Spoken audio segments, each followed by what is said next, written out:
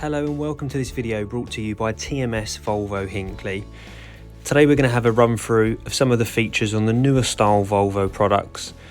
Today we're looking at an XC90, but this will share a lot of its features with the rest of the range, and we're going to have a run through of how to use them. Firstly, we're going to look at keyless entry. So if you do have the keyless entry function, you will notice on your door handle you have a square indent.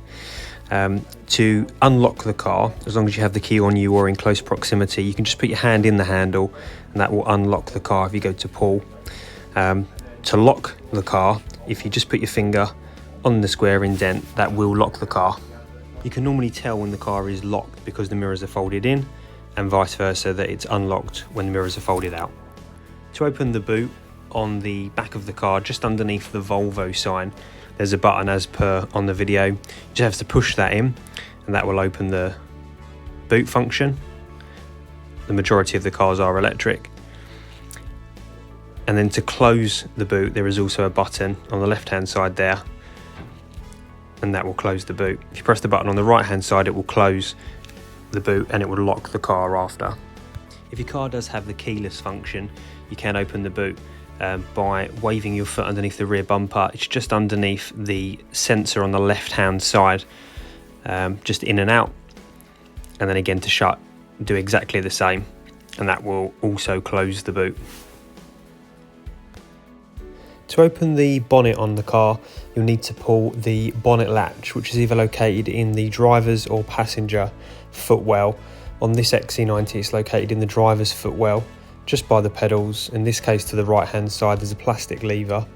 Pull that and that will pop the bonnet open initially. And if you follow the line by the Volvo badge across, you'll feel and you'll see there's a little yellow tab that you'll need to just pull across, and that will release the bonnet.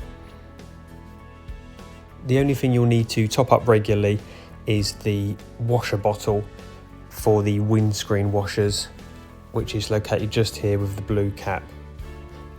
The fuel cap is located on the driver's side, and to open you simply push in. When filling, there's no twist cap to remove, the nozzle goes straight in. On a plug-in hybrid, the electric charge point is located on the passenger side front and is opened the same way.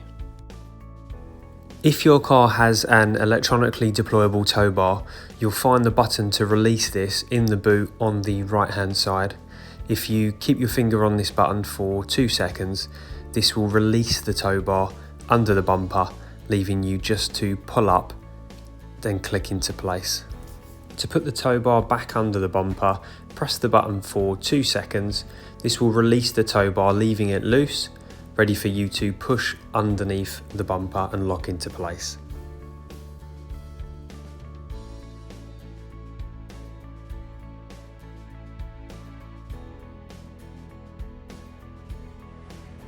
In order to access the climate control, you just tap at the bottom in the center of the screen and it will bring up the climate information.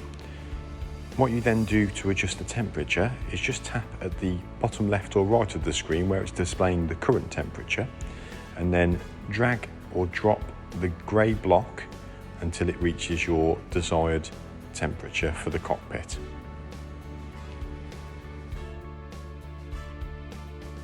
Now that you have chosen your temperature, you can press the close button at the bottom right hand of the screen.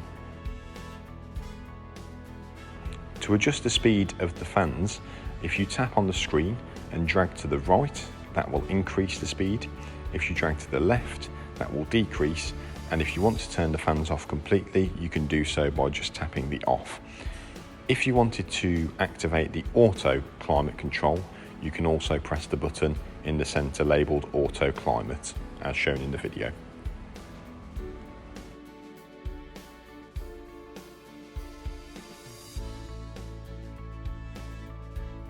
If you want to adjust the direction of airflow, you just tap on the screen as shown, and you can direct it to either the screen stroke head, body, or feet. And if you press Auto Climate, it will direct the airflow to where it is necessary.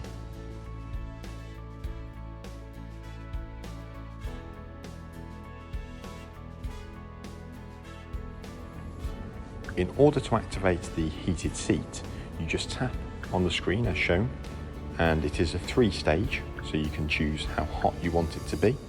You've also got the heated steering wheel, which is displayed just above the heated seat, which again is a 3-stage setting.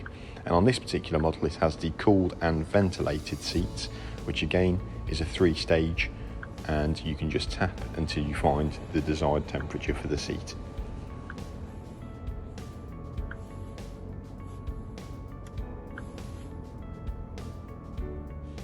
To access the satellite navigation, you just tap at the top of the screen, and if you want to change the effect of the map from 3D to 2D, you can do so, and you can also maximise the screen. In order to set a destination, if you tap on the arrow pointing downwards in the blue bar, and then tap on the checkered flag labelled Set Destination, you'll notice there's a tab at the top that says Address.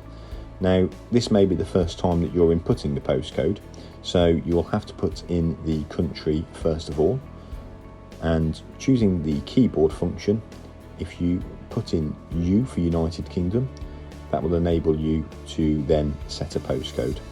So by tapping into the city box, you can then type away, and for this example we're using our postcode at the dealership. Now, when setting a postcode, you have to make sure that you put a space in between the 10 and the 0, so that the car recognises that it's actually a postcode. And once the postcode has been input, you will see it in capitals. If you just tap on that, and then if you want to, you can proceed to put in the street name and house number as shown in the video. However, you can just click Start Navigation if you know where you're going once you get to that postcode.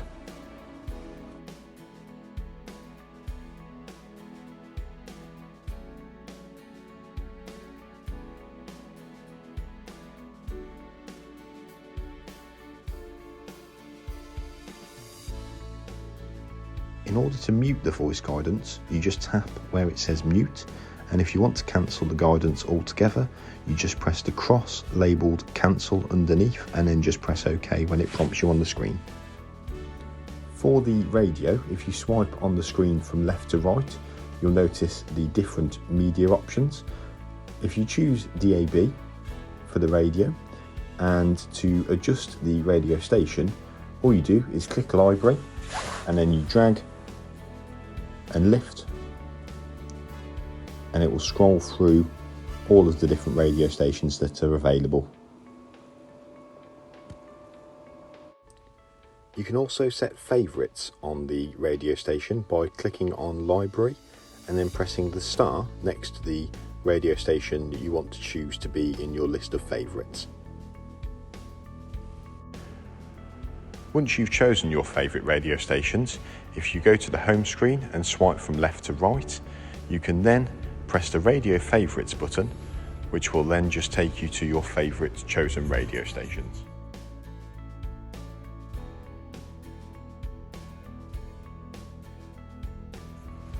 Pairing your mobile phone with the car is a really straightforward process. If you tap Add Phone at the bottom of the screen and make sure your phone is in discoverable mode, you'll notice that the car will start searching for the phone. As soon as the device comes up on the screen, you just tap on the correct named device and wait for the connection to come through to the phone. Once the car connects with the phone, it will give you a code, and all you do is make sure the code is the same on both the car and the phone, and you click Confirm and Pair. Your phone may also ask you if you're happy for your contacts to be synchronised with the car. If you allow this and then just press Finish on the car screen, that's your phone all paired up and ready to use with the vehicle.